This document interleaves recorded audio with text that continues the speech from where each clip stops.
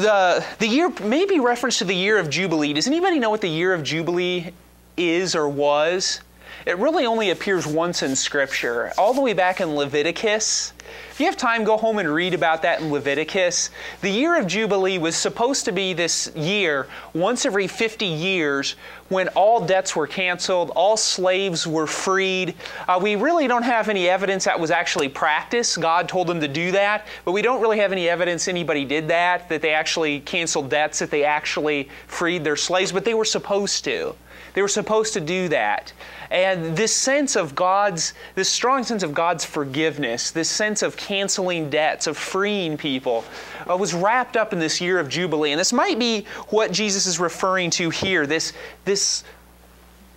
big event of salvation, this freeing of captives, this canceling of debts. Maybe where Jesus was going with this, and probably how his hearers understood this. So Jesus says these things. He rolls up the scroll. He gives it back to the attendant, and he sits down. And all the eyes of the synagogue were fixed on him. I think that's interesting. It's like the tension is there. You know, it's palpable. You can cut it. You can kind of cut it with a knife. Reach out and touch the tension. What is Jesus going to say about this scripture that probably everybody had heard? You know, what is Jesus going to do? What is he going to say about this? So the tension is there. They're fixed upon him. What is he going to say? And Jesus says, 21, and he began to say to them, "Today this scripture has been fulfilled in your hearing." That's a pretty amazing thing to say when you're thinking about the context of this, about this end-time salvation, about canceling of debts and freeing the oppressed and giving sight to the blind. You know, there's physical connotations there, but there's spiritual ones as well. And Jesus said, this has been fulfilled in your hearing. So at least Jesus is indicating that he is a prophet bringing this to fruition. Maybe even more. It isn't quite there yet, but that Jesus is going to be the Messiah that brings this end time, this final salvation to his people. So he says that this has been fulfilled finally in your hearing. Now, what's their response to that? Their response is interesting here in verse 22. And all spoke well of him and marveled at the gracious words that were coming out of his mouth, or coming from his mouth. You know, they like what Jesus has said, or they like how he said it. He's maybe a good speaker. They like maybe how he read. Maybe he was a good reader. I don't know. But they marveled at what he said. They were astonished, would be another way to put that, at what he said. And they spoke well of him. They said, you know, this Jesus isn't half bad. You know, he seems like a pretty good guy. But then they say something else. Is this not Joseph's son? Getting back to returning to the place where you grew up. Isn't this guy the kid with the runny nose that was running around his dad's carpenter shop? Is this the same Jesus that was running up and down the aisles at the synagogue, 25 years ago?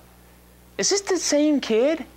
You know, and we've probably all experienced that to one degree or another, returning to a place where we grew up. People will say something like that. I remember when you were this age and did that. Probably most of the time when it's used, at least in my case, it wasn't necessarily a good thing. I remember when you did that. Oh yeah, I remember that as well. But is this not Joseph's son? Is this not the kid that we remember? Well, how could that kid grow up to be this person, this man who says this is being fulfilled in your hearing? So things begin to shift a little bit. Immediately they think well of him, but then they remember, well, remember Joseph's kid? Is this the same person? Is this the same kid that we remember? And Jesus begins to turn the tables on them in verse 23. And he said to them, doubtless you will quote to me the proverb, physician, heal yourself. What we have heard you did at Capernaum, do here in your hometown as well. Now we don't know, Luke doesn't tell us what he did at Capernaum. Mark does. If you go back and look in Mark chapter 2, you'll see what Jesus did in Capernaum. He healed somebody.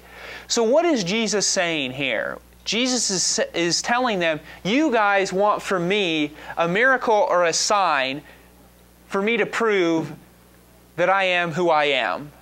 that I am this person who says this is fulfilled, that I am at least the prophet and possibly the Messiah who's coming. You want me to prove that. That's what he's saying with this proverb. What I did in Capernaum, I did a miracle. You're thinking in your heads, you want me to do the same thing to prove to you that I am who I am. Harkens back a little bit to Jesus' temptation, doesn't it? The devil talked about that. Prove who you are. Same type of thing here. We want you to prove who you are. And Jesus will have nothing of it. Verse 24, and he said, truly I say to you, no prophet is acceptable in his hometown. That's not good. That's not a good thing to say to the Nazarenes, the people at Nazareth. And as we go into this, and as Jesus gets on with his ministry, we're going to see something about Jesus. Jesus really knows how to win crowds over. Okay, he really knows how to push their buttons. You know, if you want to learn how to really manage a crowd, how to get a crowd on your side, the number one thing you don't want to do is look at Jesus. Jesus always spurs crowds in the negative or the opposite direction. If things are if the crowd is getting pumped up, he leaves them. You know, if they're giving him gracious words, if they're saying marvelous things about them, he tells them he's not going to be welcome here. You know, Jesus always does the opposite of what we think a person should do to get a crowd to follow him. So he says, truly I say to you, no prophet is acceptable in his hometown. But in truth, I tell you, there were many widows in Israel in the days of Elijah, when the heavens were shut up 3 years and 6 months, and a great famine came over all the land, and Elijah was sent to none of them, but only to Zarephath in the land of Sidon, to a woman who was a widow.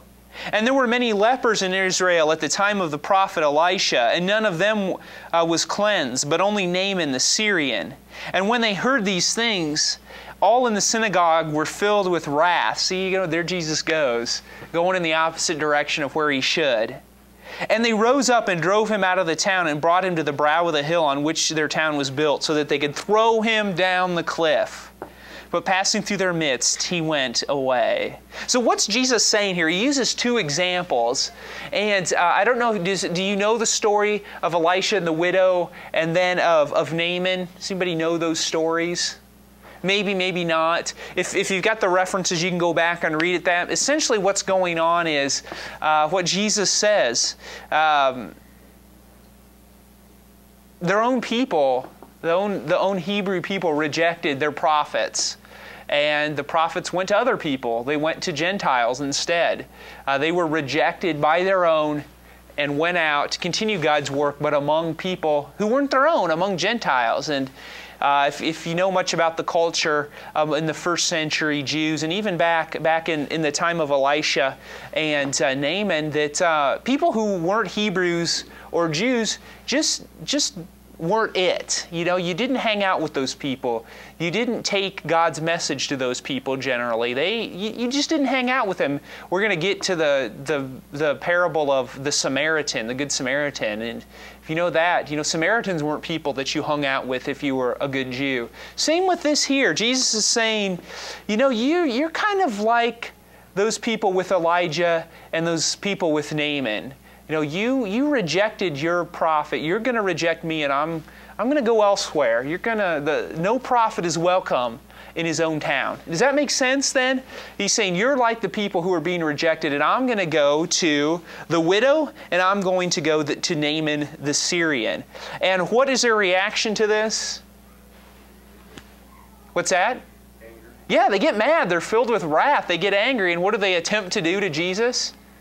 Yeah, throw him off a cliff. It doesn't work too well. Jesus passes through their midst, and he continues with his ministry. This is good news, but not so good news to the Nazarenes here.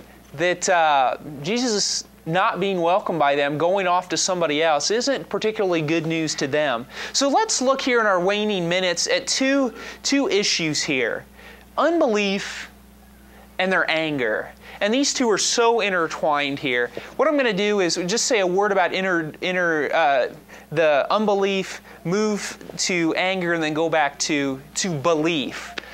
But Jesus' response to their question, is this not Joseph's son, in 22? And Jesus says, you're asking for a miracle. shows the unbelief of their hearers. You know, that they didn't believe Jesus was who he said he was. How in the world could Jesus be speaking negatively against the people in his hometown, in his synagogue, and yet be speaking favorably against people he wasn't supposed to be speaking favorably against? Is Jesus' word, is Jesus' salvation to go to those people as well? They didn't believe him when he said that. Jesus' response to that and his words spark anger in them. Why might Jesus' response spark anger in his hearers? Anybody have any thoughts on that? Yeah. And yeah, that's a good response, Paulette. You know, that's kind of what Jesus does. He does confront them kind of with the truth. You know that Jesus' good news isn't to go to those people.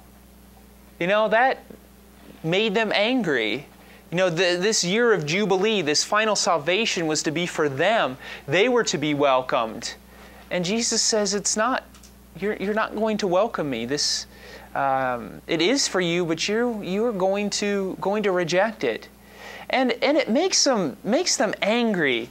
And isn't it interesting to see how Jesus already, how he takes their preconceived notions of salvation and Isaiah and the prophet in this year of Jubilee, and he kind of blows all their preconceived notions out of the water. You know, who they thought it was going to come to, what they thought this was going to look like. He takes it and he turns it on its head. And as we think about ourselves and how Jesus has worked in our lives and the type of things Jesus has done in us and in other people, I think we would admit that Jesus often turns our preconceived notions and our ideas of religion and our ideas of Christianity and our ideas of who Jesus is and turns that on its head.